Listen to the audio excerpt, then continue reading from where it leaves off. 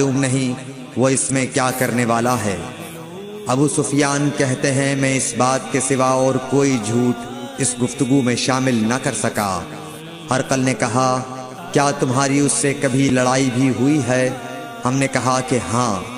بولا پھر تمہاری اور اس کی جنگ کا کیا حال ہوتا ہے؟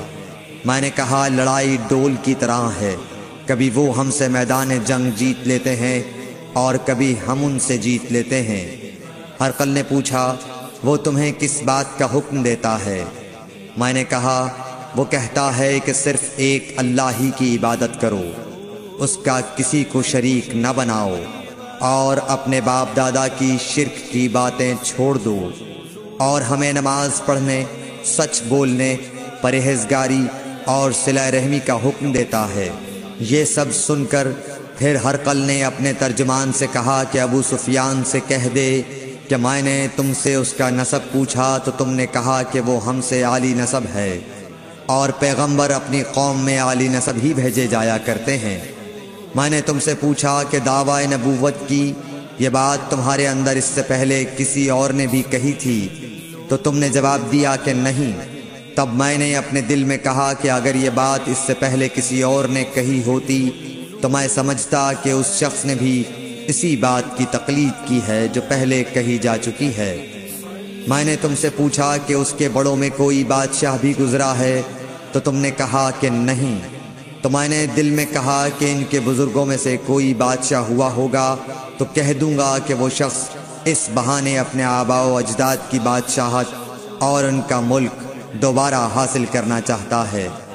اور میں نے تم سے پوچھا کہ اس بات کے کہنے یعنی پیغمبری کا دعویٰ کرنے سے پہلے تم نے کبھی اس کو دروغ گوئی کا الزام لگایا ہے؟ تم نے کہا کہ نہیں۔ تو میں نے سمجھ لیا کہ جو شخص آدمیوں کے ساتھ دروغ گوئی سے بچے وہ اللہ کے بارے میں کیسے جھوٹی بات کہہ سکتا ہے۔ اور میں نے تم سے پوچھا کہ بڑے لوگ اس کے پیرو ہوتے ہیں یا کمزور آدمی؟ تم نے کہا کمزوروں نے اس کی اتباع کی ہے۔ تو دراصل یہی لوگ پیغمبروں کے متبعین ہوتے ہیں۔ اور میں نے تم سے پوچھا کہ اس کے ساتھی بڑھ رہے ہیں یا کم ہو رہے ہیں؟ تم نے کہا کہ وہ بڑھ رہے ہیں، اور ایمان کی کیفیت یہی ہوتی ہے حتیٰ کہ وہ کامل ہو جاتا ہے۔ اور میں نے تم سے پوچھا کہ آیا کوئی شخص اس کے دین سے ناخوش ہو کر مرتد بھی ہو جاتا ہے؟ تم نے کہا نہیں۔ تو ایمان کی خاصیت بھی یہی ہے، جن کے دلوں میں اس کی مسرت رچ بس جائے وہ اس سے لوٹا نہیں کرتے۔